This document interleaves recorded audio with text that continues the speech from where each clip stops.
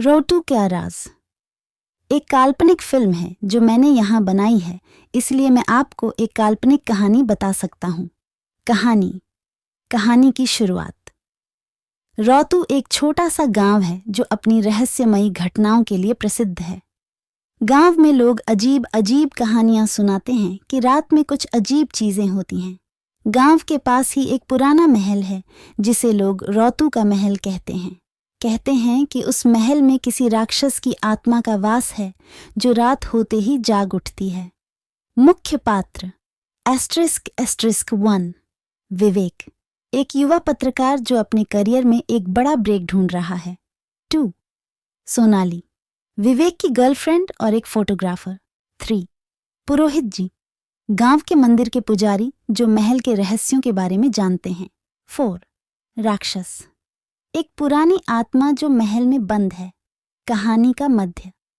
विवेक को खबर मिलती है कि रोतू गांव में कुछ अजीब घटनाएं हो रही हैं। वह सोनाली के साथ गांव जाने का फैसला करता है। गांव पहुंचकर वे पुरोहित जी से मिलते हैं जो उन्हें महल के बारे में चेतावनी देते हैं। लेकिन विवेक और सोनाली महल में जाने का निश्चय करते हैं। महल के अंदर जाते ही उन्हें अजीब आवाजें सुनाई देती हैं और डरावने दृश्य दिखाई देते हैं।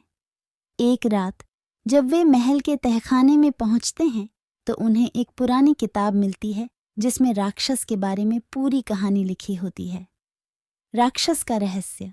कई साल पहले गांव का एक राजा था जिसने एक तांत्रिक की मदद से अमरता हासिल की थी। लेकिन यह तांत्रिक एक शापित आत्मा था जिसने राजा को धोखा देकर उसे एक राक्षस में बदल दिया था। राजा की आत्मा को महल में कैद कर दिया गया था और वह तभी मुक्त हो सकता था जब कोई निर्दोष आत्मा उसकी जगह ले लेती। कहानी का अंत। विवेक और सोनाली को इस शाप को तोड़ने का तरीका मिल जाता है। वे पुरोहित जी की मदद से एक यज्ञ करते हैं और राक्षस को मुक्त करने का प्रयास करते हैं। इस प्रक्रिया में सोनाली की जान को खतरा हो जाता है।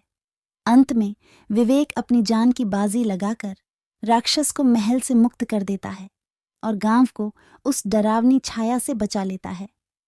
राक्षस की आत्मा मुक्त हो जाती है और महल शांतिपूर्ण बन जाता है। गांव के लोग विवेक और सोनाली को अपने नायकों की तरह मानते हैं और उन्हें धन्यवाद देते हैं। फिल्म का अंत उस दृश्य से होता है जब विवेक और सोनाली गांव छोड़कर वापस शहर लौटते हैं, लेकिन अब उनके चेहरे पर संतुष्टि और खुशी होती है।